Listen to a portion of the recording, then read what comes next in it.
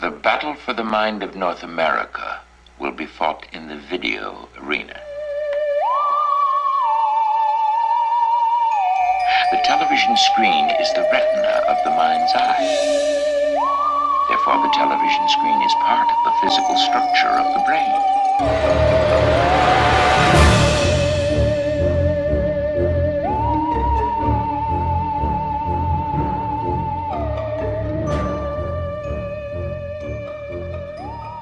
Right. Well, here we go. Welcome to the very first episode of the Outer Reels that we've been talking about for a while. Jason, it's good to have you here. Thanks, Sam. Good to be here. So we were talking about some movies that would come up and some specific little niche sort of collectives. And you being my brother to the north, we decided that we would go through some 70s Canadian sci-fis. I'm not even sure how he actually stumbled upon this. I think it was just looking through old Canadian sci-fi I think we're just going something. back and forth, and then I mentioned that like Starlost TV show, and that kind of just right. triggered it, right? So we'll have to get to that at some point because Coming soon. Yeah, I've seen bits and pieces of it, but I've never yet to actually sit down and watch it. And it's starring like the same dude from 2001: A Space Odyssey. So it's, I don't even ticks all the boxes already. Yeah, exactly. So then tonight we watched Starship Invasions, strangely enough, which had an all-star cast, but quite not the movie you expect with the casting associated with it. Yeah, Robert Vaughn and Christopher Lee. I mean, come on. I know. I was looking at Robert Vaughn, like when he showed up. I mean, we're looking at the bio of the movie, and we're like, wait a minute, Robert Vaughn's in this? And to me, like, Robert Vaughn is like, people talk about like people from your childhood, and it's like Robert Vaughn, like that's like Gunsmoke, Dragnet, Riverboat, 77 Sunset Strip, Man from U.N.C.L.E. He was on some Hitchcock. It was just kind of everywhere in that. Riverboat was a funny one though, because being a massive Burt Reynolds fan, Riverboat was actually Burt Reynolds' first breakout TV show, and he was the driver of the Riverboat. And that's also how he ended up meeting Hal Needham, and they got to work together because Hal came on set one day, wanted to be a stuntman, and they said, go down set, find some clothes that fit you, and then go stand next to the guy that you're wearing the same clothes as. And then he ran down and he stood next to Burt Reynolds, and then that was the beginning of that whole their lives, basically, which is pretty amazing.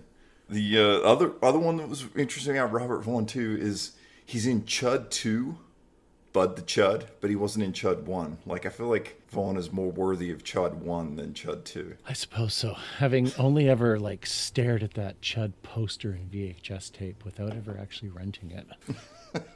That's it. Show's over. We can't do this if you're not. I've seen most of the transfers, though. Damn it! So that's got to give me some. It's got to give How me many? something. What is the total transfers? Is there 6? I was gonna say there's at least 5. So, and Tim Thomerson's in all of them.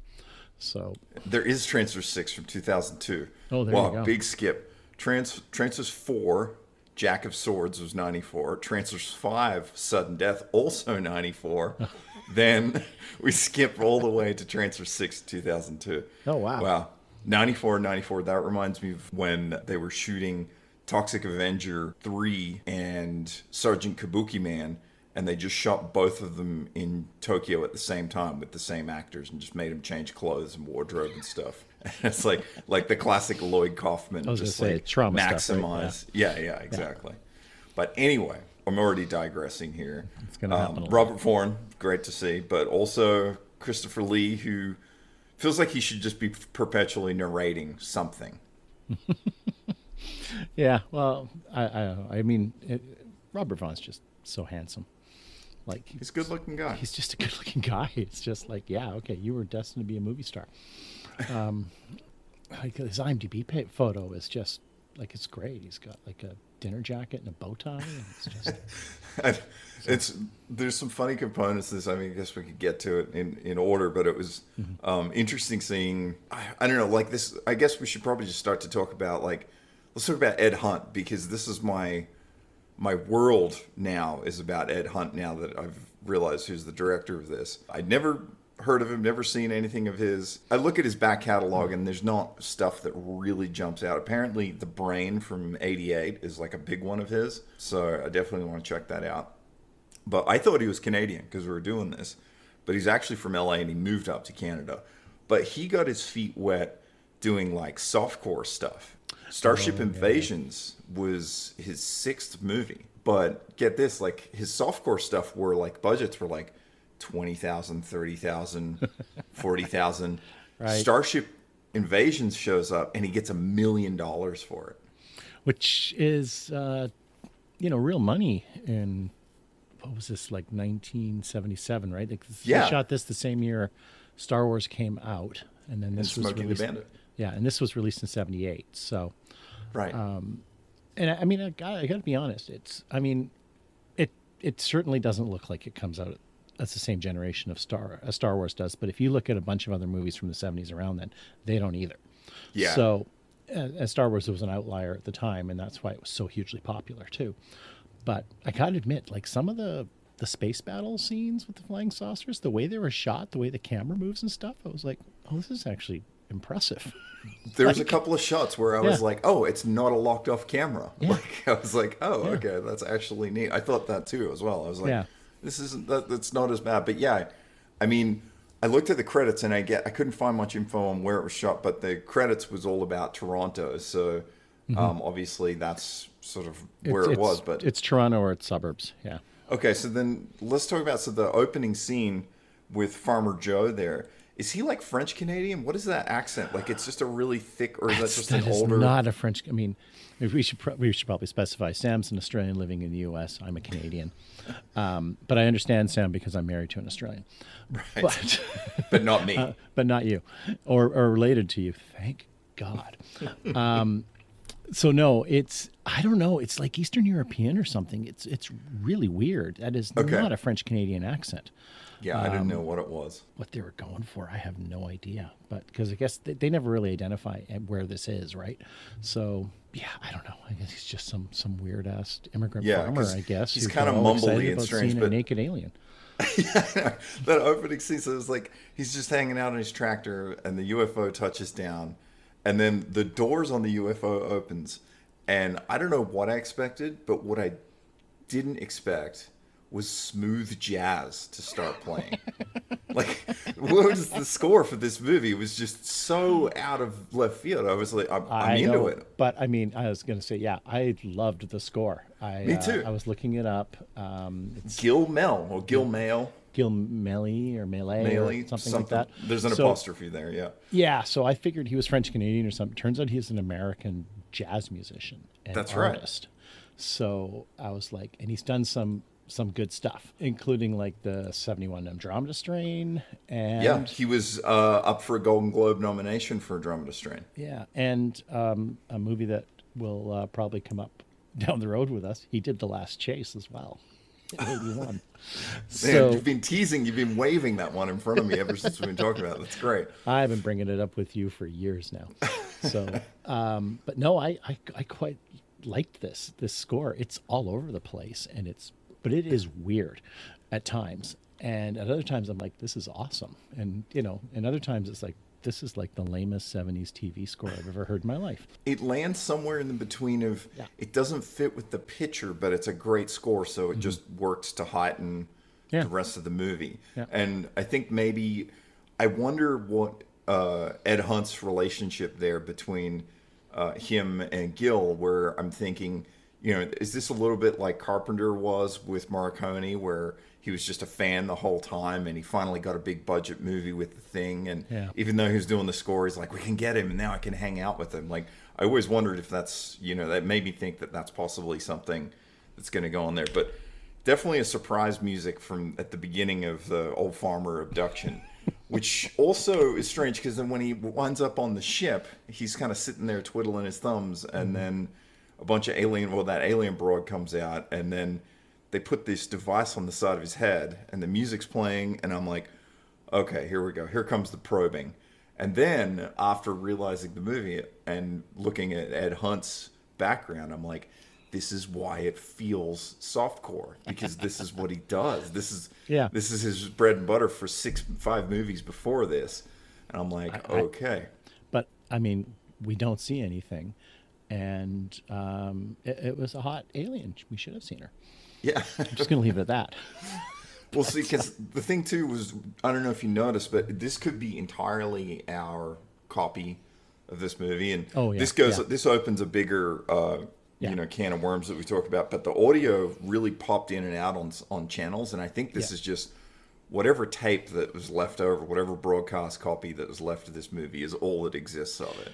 Yeah, there was definitely, like, especially early in the movie, it would bounce in and out and stuff. And I mean, we'll be honest here. We watched this on YouTube, so it's it's a questionable rip of if anything. So Yeah, and it's also just my biggest concern about, kind of why we're talking about these movies is these are the ones that are going to be disappearing first, where the last time that they exist, I mean, the negatives probably don't even exist, or that No. there's probably an A print that nobody wanted to pay storage for anymore and just got rid of it. this is somebody's got this as a VHS copy in their basement somewhere, and that's probably the only way it still exists.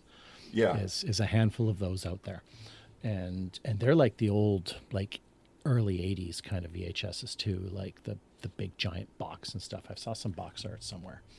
yeah, the plastic snapcase clamshell. Exactly. Love those. They're my favorite. Exactly. When we're sort of looking at a lot of these, I think we're going to come across this where these are the only copies of these movies that we can see. And it's never going to be in somebody's best interest to pay to fund or restore them when there's so many other movies and stuff, Yeah, so we're not going to see these big budget restorations come around for movies like this. I mean, J.J. Abrams did a really good job on the 4K restoration of Phantasm, but I don't think anybody else was knocking down Don Coscarelli's door saying, come on, we got to restore this. He had the money and time and he loved it. So Yeah. we are seeing these movies are going to continually fall away, even that there are these digital VHS copies, but Yeah. this is 4:3, right? And they wouldn't have shot this movie in 4:3 at the time. So this is Very obviously true, some very true, yeah. broadcast copy, and it probably would attract and played a lot better if we had the real mix for it too. Yeah, maybe. I mean, and you're right. I mean, this was probably recorded off of. Well, it didn't feel like it was recorded off TV, so it might have just been. I mean, the VHS copy would have been 4:3 regardless. So Yeah.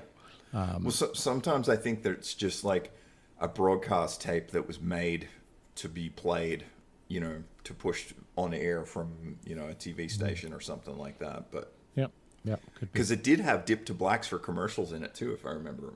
Did you see that, or were they just real changes? I didn't catch that. It didn't stand Yeah. out to me. So Maybe I didn't. all I know is I was getting really annoyed with the YouTube commercials. So Well, maybe after our 7th episode, when we can prove that we are in the top 10% of all podcasts, we will purchase ourselves, because this isn't going to be the last movie we're going to find on YouTube. 'Cause oh no, of course. we're in that realm. If it's not Tubi, it's Yeah. YouTube. Well, and Tubi's got commercials. Plex has commercials, and that's where we're going to find a lot of these, unless we go All of into this. something like was it Cult Picks and was it Midnight Pulp or something like that? Cult Midnight Picks Pulp. and Midnight Pulp are two we'll look at as well. I look forward to our first road trip together when we go to the Canadian Public Access Library and fish out some old movie from there that hasn't been transferred or something like that yet. Sure, it's in a lovely part of Manitoba somewhere. So, NFB yeah. Vault. Well, so then I guess, so the abduction happens, and then, I mean, how else can I describe this movie? What I like about this movie is, as starting to watching it, I started to understand who Ed Hunt is, and he is a true, like, I guess you could say he's a true ufologist. Some of the scenes, like when they start heading underwater, and they start describing the well, we should back up.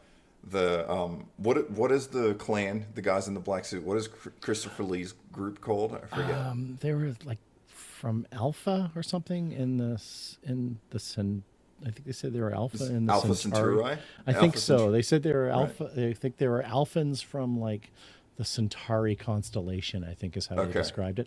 All I know is I just put a note down is like they're like the one-winged bird snake guys. So 'Cause that's like I know that was a hell of a logo.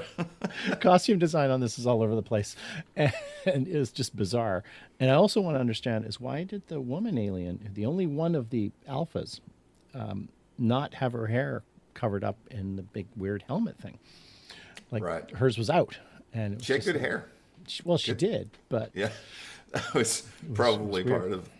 Yeah, well, because what was funny is that there's this whole setup, and there's like 6 of them, right? And they're on this ship, and then there's that great line where Christopher Lee he says, and this is my crew, and the rest of our nation are hiding beyond the dark side of the moon, waiting for us to secure a planet. So I'm like, oh, is this just a way to say that we're not going to see any more UFOs or any other people? Like, well, we should probably add that Christopher Lee doesn't, and none of the aliens say a single word at any point. It's all ADR'd because they're all telepathic. So that Christ- was my other question is like, was this the like this whole spin to be like, oh, it's telepathic, or did they actually mess something up on set and didn't want to do location audio and then they just redubbed the whole thing? I mean, it kind of works. I wasn't complaining. Yeah, 'cause but it makes no it's- sense when they're trying to talk to each other over long distances and things, though, and like they're in space and talking to the base and stuff because they're like, "Do you read me?" and stuff like that. Like when they're talking to the robot, what was his name? Durable. Yeah, I couldn't Or figure it out durable. because I couldn't hear what they were saying, and I thought it was it was dur something. Okay, thank you. Durable or durable or something like that. Yeah. And it was just like Great robot, by the way. I love the long weird Pinocchio nose thing, and the same with the ears.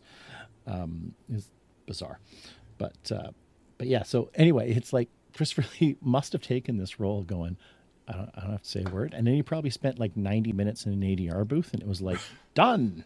Banged it out, yeah. Yeah. Well, this is probably also another case of Ed Hunt getting $1 million and being like, "What am I going to do?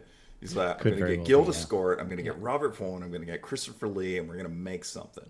But Vaughn and Christopher Lee probably have easily taken a third of his budget right there. yeah, because So- that they're in there. I mean, I wouldn't say Vaughn was in his prime. He probably maybe because '80s he really just was in everything, but more bit parts than Yeah. So he probably was real peak at that point. Yeah, he's probably still riding high off Man from U.N.C.L.E. because that went through the 60s.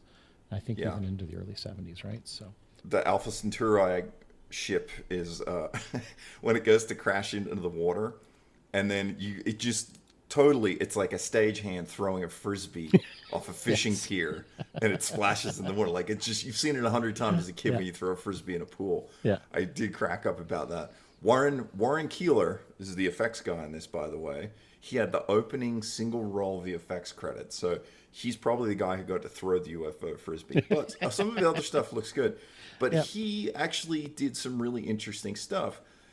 He worked on a movie called Virus from 1980, and I haven't seen that, but it could be something we bring up. It looks like a Japanese version of The Thing, but it's pre The Thing. It looks really, really interesting. So we should definitely check that out. But Warren Keeler, the VFX guy who makes the UFOs splash and all the other basic stuff in this, he went on to do a few things later, but most importantly, he was a prop guy on Jason X. So got to give him credit. That's a long career to wind up. well, we could do Jason X too because that is a Canadian movie as well. Well, that So- that tracks why this guy Warren was in it too. Yeah. Yeah. So they're diving. They splash down in the water, and let me say again, Ed Hunt is all about. He's like a ufologist, and he's all about UFOs. So he's big into this underwater, above water flying thing because people were talking about this in the Oh, yeah, yeah, 70s, yeah. and this he really tries to capture this in the movie. Once I start to realize who Ed Hunt is and what he's about, I think about all these things, even though they come off a little goofy or cornball. They're actually, he's trying to portray how people in interviews and everything else have said how UFOs actually function. So there's some validation there that even though it's in a goofy effect, he's thought about it and he wants this to happen. But Oh, yeah, I really like the part where they're diving down through the water and then they're sort of trying to figure out where they're going. And Christopher Lee heading towards this pyramid, which is under the ocean, which is awesome as well. So I'm like, okay, so we got underwater UFOs, we got pyramids, we're getting everywhere. And then Christopher Lee says that they're headed down to meet the Intergalactic League of Races, which is inside this pyramid at the bottom of the ocean. I'm like, what? Like, I thought that was part of his group at first, but then I realized that they're like this warring race. But apparently, this is the Intergalactic League of Races. So Yeah, maybe I took it as like it's some kind of weird, galactic United Nations kind of idea, and Right. Christopher Lee's people are part of it, but that's why they're like trying. That's why they basically assault the base, right? Is they can't let anyone else know what they're up to. Another UFO gag was Robert Vaughn says when he's there taking the core sample, before he takes the core sample when he's on the TV interview, and he says, whether we like it or not, the most important scientific problem we're going to face in the last third of this century is the explanation of UFOs. And I'm like, man, that is more true than ever right now. Yeah. I mean, there's definitely some weird ass stuff going on, and out over the ocean as well. That those Navy pilots are seeing, right? The Right, Tic like Tacs basically the Tic Tac goes in the water and goes out, and Yeah. they're spotting those. And this is 40 years prior, and Ed Hunt is just all over this stuff. It's kind of cool. Yeah, it's funny how much stuff in this movie, which predates any, like, I kind of pretty got into UFOs, especially in the late 80s, early 90s, and a lot of Art Bell stuff. And so much of this is like stuff I had heard from that time, but it's 15 years earlier. I was like, oh, wow, okay. This guy knows his stuff. Yeah, so he really does. And I think, as we go through the movie, more and more things start to show up that are a little more relative to Chariots of the Gods, the Eric von Daniken book. And so that was 1968. And so now we're 9 years later, and I'm thinking, okay, this is all in Ed Hunt's wheelhouse. And then after this movie in 1979, he does a documentary called UFOs Are Real. And it's a great documentary. I watched it tonight. Oh, did and you? yeah, the whole thing. You have to send me a link. And so Ed Hunt did it, and it's such a better UFO documentary than all the stuff that's out there now. And not to discount Ancient Aliens, because it's one of my favorite shows, but there's something about this because it's, this is still a time where World War II pilots were still around, and so he goes around and he interviews all these people, and they talk about all sorts of stuff, and it's extremely credible hearing these guys talk, and they're real people, and he gets them on camera and interviews them, and they talk about all sorts of things moving under the water, above the water. They go all the way back to Roswell, and it's some really, really cool stuff. But again, Ed is just he is just rampant for UFO stuff, and I'd highly recommend it. It's also on YouTube. It's 90 minutes long. UFOs Are Real, 1979. It might be streaming on Tubi as well, according to IMDb. So, oh, nice. Take a look for it over there. I mean, Yeah. I don't buy into this stuff the same way that you do. I've always loved this stuff as a narrative kind of thing, though. As just like conspiracies. I like UFOs. I like all that stuff, but from a storytelling point of view. So, because I'm a sci-fi nut. But there you go. I did like that other line in when Robert Horn's looking at the crash site or the landing site after the farmer almost got probed. Yep. And it says, Oh, that farmer got probed. That farmer got probed. 100% he got probed. There was no way that a woman alien was the only thing that went in there. he certainly probed himself with a bullet afterwards. Yes, he did. Robert Vaughn says, this didn't become radioactive by imagining things when they're looking at the site. And I just thought that was a cool line. I was just like, man, that sounds like something I would use at the opening of like a White Zombie song. It was just a great intro. I thought that was a really good line. So Christopher Lee goes down to the base and he leaves his crew on his ship. And I got to say, the miniatures that they used on, fairly simplistic. It looked in good. The hangar. Yeah. That looked great. It looked great. It's just too bad the models were all so simplistic and stuff, because I think they really could have shone there. But it looked the well. comp looked good. The optical print looked good, where they're walking in the middle of the hangar and their stuff. The scale was just a little off, like you said, with the models, but it looked cool. Yeah, no, I was actually pretty impressed by that. So anyway, he goes and the robot Durable meets him and stuff and shows him around, and then takes him to a room with a bunch of. Were they just alien women, or were they supposed to be android sex bots? Like, what was that? I The don't bottom know. of the ocean in a pyramid, alien cat house, just like Exactly. and It's a then brothel. He gets it on with one of them, obviously, and then it's like, show me your communications or something. yeah, because the robot says, "Would you like to relax or a refreshment?" What does he call the room? He calls the room something, and Yeah. he's like, yeah, there's a room to rest up in or something. Yeah, and then It's just like it But was you just basically prostitutes in there waiting for, I guess, lonely space travelers to come in In the- and relax. in a pyramid at the bottom of the ocean. And then what I liked about that is, you know why you can tell that Christopher Lee got laid? Because of Ed Hunt's 5 prior films being softcore, The Slow Dissolve, and you know that's what went down. Oh yeah, yeah, and there's some hesitation when he has to kill her later. So with his finger guns, That's I'm getting ahead of things. Getting ahead.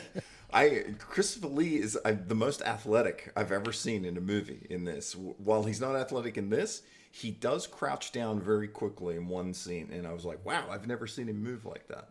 I just liked after they donned they slipped on the finger gloves or the finger guns, which was like 2 barrels, I guess, that slip over your 2 of your fingers and then over your wrist, and you Yeah, I control it from didn't- your wrist. Yeah, so he does that, but I noticed there's like a scene where he's like he goes into like a corner or something, and it's all like mirrors, and I just kind of went, the man with the golden gun. Oh, Just perfect. Just flashed that to me, and of course this is a few years later, I guess. But Sorry. yeah, no, I was just gonna say they had to have been thinking of that when they I frame I that. can only imagine because especially that style because Mm-hmm. I got a lot of Barbarella vibes from it because there's a lot of those rooms Yeah. in Barbarella too, Yeah. and I was like, oh, this is just like you said before, where Star Wars is a standout because it doesn't look atypical of that time. Yeah. Where if you hire prop builders or set builders and you're like, hey, we're doing a space movie, and then that's what they end up making because that's what everything else has been before that. Yeah, at least they left the shag carpet out that you find in Barbarella. Yeah, I love shag carpet. It's great. Christopher Lee's watch. While we're talking about props, that prop is like a weird he's like, this is the sun for our planet, and it will tell us when it's going to become supernova, and it's just a very small red dot which is going to grow bigger. Exactly. And I saw it as like, oh, this is the ticking clock. Like, this is the pressure's on. They've got to find another planet. Yep. And they've got all their army hidden behind the moon. And then if Earth's good, they're going to come down here. But it really didn't revisit it very much. It felt like it was all set up, and there wasn't these scenes where he's like periodically checking or it was getting bigger. They didn't really call back on it. Well, until the end, and he kind of glances at it, but they don't really show it too well. Right. You almost forget it's there until the end. Yeah, exactly. So, but it just kind of proves the entire thing didn't matter because they never would have made it in time. Right. It's like, so at the end when the aliens are basically committing genocide on Christopher Lee's people, and it's like it doesn't matter, it's all over. So Another person in the movie. Did you notice the blonde mom in the car? Did you notice that's Helen Shaver? I didn't notice that was Helen Shaver.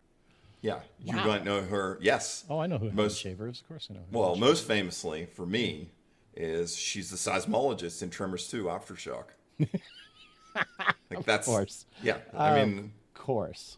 that's her. That's Helen Shaver to me. Anything else is whatever. But and it looks like she gets probed too because she goes in the room and the alien chick, the Alpha Centauri chick, comes in with the probing gun as well, and there's a soft fade, so you never exactly know. On the Helen Shaver thing, so the other movie that she was in that I really like was Tommy Lee Jones' The Park Is Mine, where he's a Vietnam veteran in Central Park, New York, and he barricades himself and he takes over Central Park and he sets up all these bombs and then he holds the whole park at ransom. But it wasn't shot in New York City shot in to Toronto. my son in Toronto. So back to your Canadian connection. Yeah. Full loop thanks to Helen Shaver. Yep, there you go. But yeah, no, I didn't recognize her because I mean, what do I want to say? I'm positive I've met her. because she was directing here in town in Oh, Vancouver. she's directing. I didn't know that. Yeah, she was directing a lot. Like, I remember, I'm just kind of scrolling through her. Yeah, Poltergeist: The Legacy was this show that was on for a few years that was done out of here, and she was on the show, but I think she started directing a whole whack of those at one point.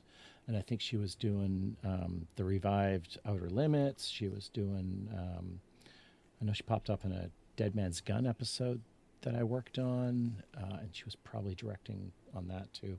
So Wow, she's busy. yeah, but I mean, so I think she started in Toronto, and I think she came out to Vancouver and spent a lot of time here. So she's Canadian then.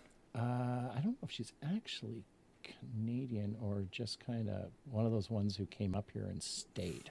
I see. You know? Which is Ed Hunt essentially. Yeah, there you go. Well, there's lots of them. Remember there was that other movie we were talking about. There was that guy Tibor Takix. He's going to kill me if I get his name wrong. But director I've worked with a couple of times and really liked the guy. And but again, he was someone who's just kind of came up here and stayed here. There's an editor here in town that I get along with really well. He's a great guy, but he's just too expensive usually to work on the crappy movies I work on. I didn't say crappy. And but I mean, you look at his IMDb page, and he started on Barney Miller, for God's sakes. Like, Really? but he's been living here in Vancouver for like 30 years. So yeah, he came up here in the late 80s, early 90s, and I think like all those guys that just kind of came up and then just stayed. Right. So Well, that's part of, what creates an industry too, Yep. is, Yep. having perpetual stuff. yeah. But especially because I'm sure Rob Lowe's listening and he's going to hear your dig at your content. I will never say a bad thing about the one movie I did with Rob Lowe. Nobody needs to be looking that up. Oh, But, so yeah. another great moment that I was just thinking of is when they're trying to figure out, I don't know, it's such a strange moment, but the aliens are like, hey, Robert Vaughn, we need your help. And he's like, I know a computer expert. And then it just cuts to this guy's house, and there's this guy in like a brown polyester suit. Yeah, he's sitting still in a wearing his recliner. jacket and tie. He's drinking a beer. A big mug of beer, and he's like watching TV. And then he's like, here's a knock at the door, and he gets up and he looks, and it's Robert Vaughn, but it's clearly not the front door to the house because it's like a patio door or something. Yeah. Like it's just Yeah. whatever comes up. And so what's just so strange about that is like, he's like, okay, if this is like today's movie, and they're like, we need a computer expert, it would cut to some guy living in an apartment with like cables everywhere and like music blasting and like Jolt Cola and like a million TVs, and he's like screaming at stuff, and this sort of overdriven character. Kevin Smith in a Die Hard movie. Yes, exactly. Completely that. Yeah. And so this movie, he's just like, I know a computer expert. And you cut to it, and he's the last person on earth you would visualize as a computer expert. And I was just cracking up. I was like, did they even try this? Well, It was a very strange. It's because it was the 70s, right? Like we didn't know, nobody knew what computer nerds were yet. Yeah, I mean, that's a good point, because I mean, a computer expert back then could be a punch card or a board guy.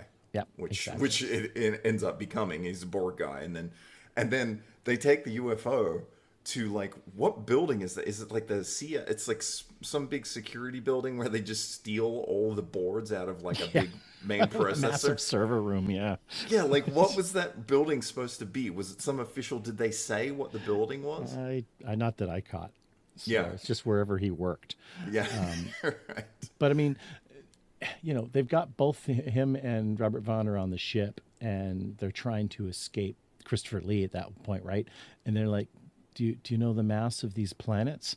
And he's like, I got it. And he's like, we're going to have to access your brain directly and your friends for his computational ability. And I'm just thinking, like, you guys have been zipping around the solar system for how long? And you're relying on a human to try and remember the mass of Mars and Jupiter Except and he's Saturn? like, It's like, except he's like a schlub with like leather patches on his jacket. well, yeah, and he's their computer, he's their computational expert. It's like, He's holding a calculator, and he's like, as they're flying by the planets, he's like punching the volumes in or Yeah. doing the math on it. And he's like, supposedly his brain's like exploding is like the way you feel, and he's just grinding this out. I feel like they cut back to that too many times. It's like they go past every planet in the solar system. And like after 2 of them, I get it, dude. And it's the same shot of the damn calculator. They've got to fill 90 minutes, Sam. I guess like kind of like us trying to fill a hour-long podcast, I guess. Yeah, we can do that. So, the other thing is in that scene when they're trying to figure out, calculating. Well, he's doing the computations for the planet mass. One of the aliens says, "Quick, check the computer because they're having a problem." And I've never seen somebody walk slower with less. Well, like no sense of no sense of urgency. Yeah. But the way the line is delivered compared to how the guy walked. and then his response is, it's like, the computer is damaged. Yeah, right. Like, we're all going to die, I guess. I don't know. It's just like, there's just so nonchalant about the whole thing. And the only bit of pressure you get is that one shot of the radar, and it's like the blip is getting closer. And they cut to that like 3 or 4 times, and it's not even the continuity of where the blip is. Like, it's like, come on, that's an easy fix. And they just didn't even do that. But I had a good laugh at that. The guy's just like, quick, check the computer. The guy's like, slowly, like he's going to get a glass of milk or something. It's so weird. There's some other stuff like I've got written down here, like when they later on they encounter Christopher Lee in his spaceship again, and it's just like, I doubt his mission is of peace. It's like, do you think he tried to kill all of you on the base? It's like, and now he's shooting at ships. It's like, and there is that whole weird subplot where they're just slowly turning everybody into mass murderers on Earth, and then like you just cut to Earth, and there's the guy in this, and then he's like shooting people in a parking lot, and then he shoots himself, and then you go away, and it doesn't have, there's no real driving there. It doesn't even feel like it's getting worse or bigger. No, but on top of that, it's like a single ship that's just sort of circling the Earth and spraying this beam down on Earth, right? So it's like the most inefficient way of wiping out the population of a planet I can think of. It's like, just do these high altitude passes and blast it away and stuff. But meanwhile, you have the subplot of Vaughn's like wife and daughter, and she's like, we're gonna go to the grocery store. Right. And it's like, no, Mom, I don't want to. It's like, yeah, you'll do as I say. Like, I already hate this kid because she's like, it's just nothing but attitude. But then they go to the grocery store and they're just passing by people who have like slit their wrists on their doorsteps. And it's like everything's fine. She goes in there and is like, I'm going to step on a tomato. Yes. Well, that's because that's the ray. Instead of making her kill herself, it made her destroy a tomato. That just randomly like falls and rolls to her foot.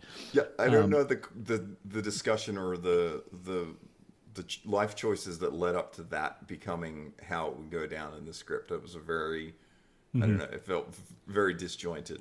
But it's just like shows you the parenting skills of that generation, though. It's like everyone's out there killing themselves and mass murdering people, but you and I were going to go to the grocery store, and then someone kills himself at the store, and then they still like check out and leave.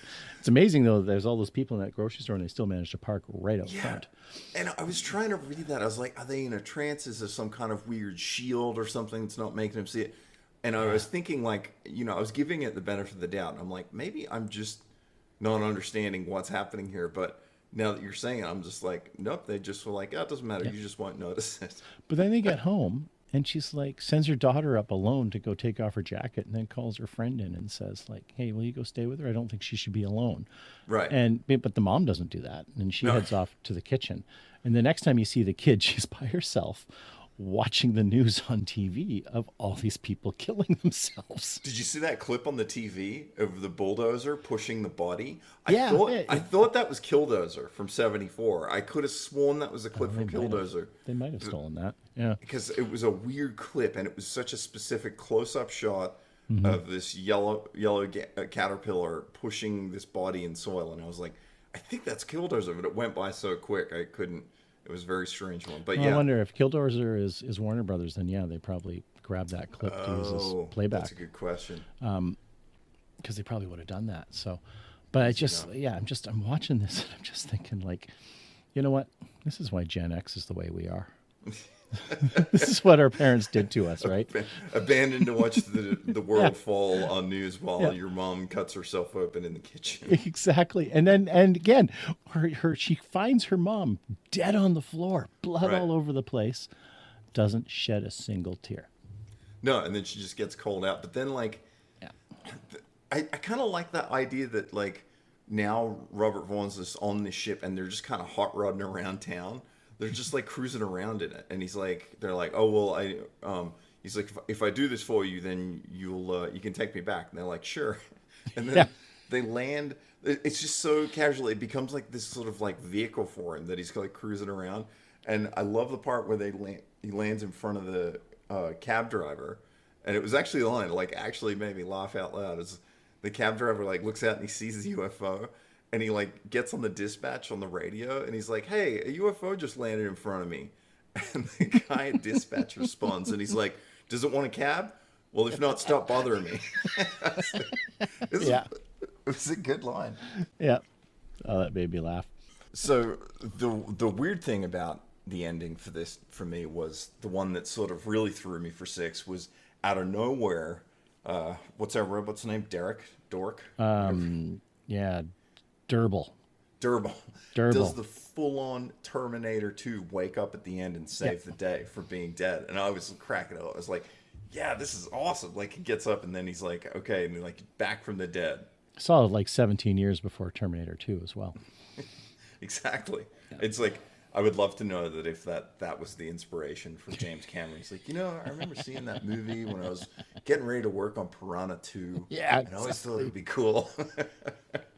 Yeah, I don't know. I'm still focused on this girl. This young girl who doesn't shed a tear when her mom dies, and then her dad comes home and she, goes out and hugs him, and then the aliens like revive the mom. But the best part is the aliens already know the mom's killed herself. They've seen it, Yeah. and they're like, well, we probably shouldn't tell them. Right. At this point, we just won't say anything. So, he comes back and he has no idea what his wife's done, but somehow they revive her, and he's like no emotion whatsoever. And then she comes out and hugs him and stuff. She's still covered in blood on her arms and wrists. And she's like, hi, everything's fine. Yeah, I thought that was funny because, like, they're on the mission and they actually say, like, we shouldn't tell him that his wife's dead right now because we need him for our planet computations. Like, it was as if they care, but they certainly don't care if that's the way they look at it. It didn't sell me on it very much. Well, they were too busy committing genocide. So maybe that's why they don't care, I guess. That's probably the better. Man, I tell you what, though, one of the great lines in it is when they're getting the tour of the underwater pyramid, and they're walking around, and the woman who's from the Intergalactic League of Races, she drops that bomb, and she's like, oh yeah, we built the Pyramid of Giza 10,000 years ago. Yeah. And you're like, wait, what?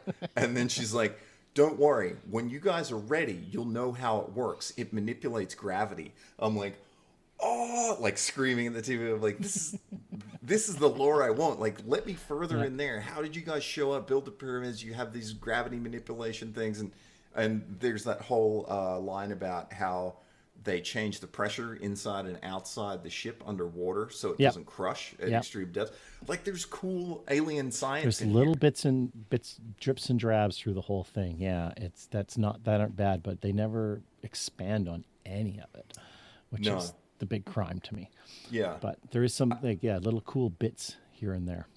I think, again, all will make more sense once you watch 79 UFOs Are Real, because it's a true deep dive on sort of who Ed Hunt is. Like, it feels like everything he was doing has led up to this. Like, it wouldn't surprise me if he was just a massive Chariots of the Gods fan and he read it and he's like, here we go. And then started doing softcore for some reason. And then Well, it's paying the bills, I'm sure. got his 20 times increase budget from $40,000 to $1 million, and he went ham with it. Right. It could very well be. It's like, because Christopher Lee even at one point says we're going, we have to kill our parent race or whatever it was. Right. As well. Yeah, I didn't get what that. I had no idea what he meant by that. No, he made this whole comment about how the myths or whatever we were told are not true, because they genetically realize that humanity are their predecessors.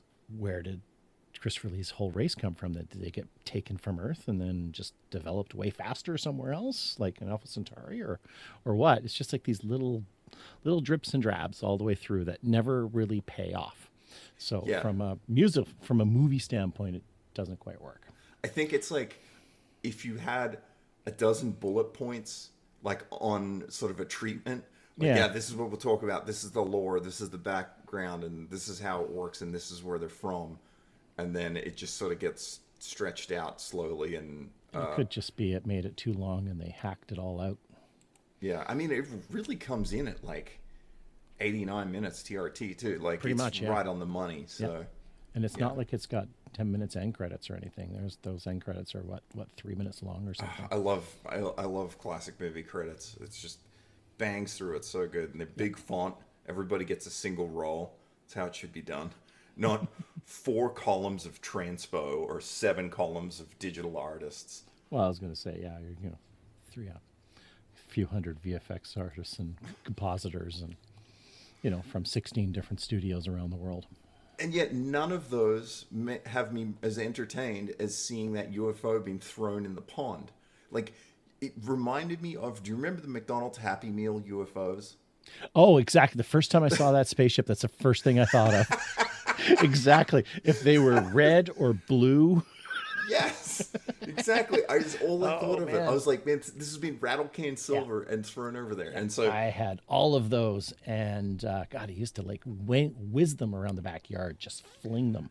And I remember the decals would come with them. Were so stupid because they would put them in and the fries would touch them and they would be all greasy and then they wouldn't even stick to the goddamn UFO thing. But I tell you what, I mean, to this movie's credit and to the effects guy Warren Killier, to his credit, we're here talking about this movie nearly 50 years later, and it's better than whatever movie just opened this weekend that's got 600 VFX artists. So it's a testament to it. I think it's money well spent. Better is a subjective term. I don't know about that. I have more fun watching this than I've had watching anything new. I mean, let's say I have more fun watching this than anything that I've seen recently that I hadn't seen before. There you go. And it's a good time. Yeah, no, it was fun. It was a little slow in places and a little wooden. This is the sort of thing that might be ripe for a remake. Sure. That it's like this because we're always in real life always talking about what should be remake, what shouldn't. Like nothing should ever be remade. No, movies like this that have some great ideas. Yeah. And they're poorly executed. This is the stuff you remake. This could absolutely be. I could see this because, like I said, it has these great points in it, and you just anytime they dig up some gold, you're like, I want to know more about that, and I want to know more about the device that changes the internal and external pressure of so it doesn't like just fun little bits, but they are stretched in among few and far between. But again, I think this movie makes a lot more sense now knowing who this guy Ed Hunt is and knowing his back catalog and sort of where he went with his life. So it's a good movie, and seems to have somewhat positive reviews. Like, people at the time were like, it's fine, and in retrospect, a lot of people have this sort of warmth to it, like, oh, I remember seeing this in the theater after school with some friends, or this would play over and over every Sunday on TV or whatever. Like, it's just one of those ones that is a constant for a lot of people. So when it's a lot of it's so bad it's good kind of things too. It's just, but not in a overly negative way. Yeah, it's just. I think that is the bigger problem. I think between me and you though is that there's what we both consider bad movies are very different things. Yeah, that's true. Because when I think something's bad, I think it's unwatchable and it's not entertaining. But when you think it's bad, you just think it's poorly executed or it has some goofy stuff. But for me, I'm just like, if it's goofy, I'm entertained. Like, I like it. So it's still a good movie to me. So well, there are lots of movies like that. Like there's as we will eventually probably get to. There's tons of stuff we disagree on, but when it comes to types of movies and everything else, but there's lots of stuff we do agree on. Like, I am not the Tremors fan that you are, but that first movie is great. Graboids for life. Yeah, Arachnophobia. It's a great dumb movie, movie, but it's fun. House 2 I love because it doesn't take itself seriously like House 1 did. Yeah, I feel like that House 2 really found its groove. Like that was one of those movies where the first one almost didn't intend to be what it was. Well, I think and then they House just 1 was doubled just too down. serious. Yeah, and it's like it was serious at times, but and then 2 they just figured it out. I mean, you could almost say it's a very similar arc to Evil Dead and Evil Dead 2. Yeah, yeah. Well, Evil Dead 2 knew what it was at that point and just had fun with the whole thing. Yeah. And then took it to a whole new level with Army of Darkness.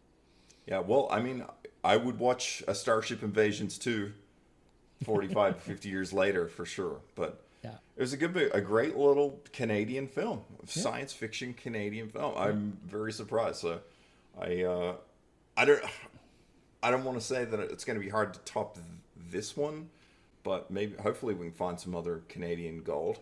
It'll be easy to top this one, Sam. Maybe we'll see. Say, well, thanks for listening. Hopefully somebody did. And until next time, we'll watch another movie and talk about it. Join us on our journey to 7 podcasts. That's all we want to do. Hit the magic number of 7. 6 more horrendous Canadian 1970s science fiction films. Although this wasn't horrendous. It's definitely worthy of a higher rating than the 3.6 on IMDb. I think so too. I think that's a very crummy review rating based off that. Yeah. Well, hopefully join us for another episode on another Canadian doozy. Depending how we do this, it might already be on your feed. Entirely possible. There could be 7 there already. Yeah, that's right. Actually, we'll just batch upload them. Yeah. Cool. Well, thanks for joining us, Jason. That was fun. I'm glad we finally did this, man. I'm looking forward to actually doing this, and this is a really good excuse for me to start watching stuff that I haven't seen that I still like and enjoy. Because instead of just get home, watch Big Trouble in Little China, and go to sleep, like it's just I'm trying to branch out, and this is the perfect realm for me to branch out. So anything but casino.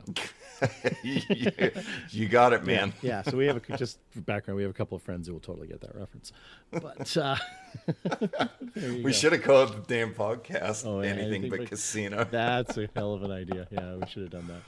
Yeah, we'll do a sister podcast down the road, and we'll call it that. That'd be great. All right. Cool. Thanks, buddy. Good talking. Yep. Cheers, man. We will talk to you soon. Therefore, whatever appears on the television screen emerges as raw experience for those who watch it. Therefore, television is reality, and reality is less than television.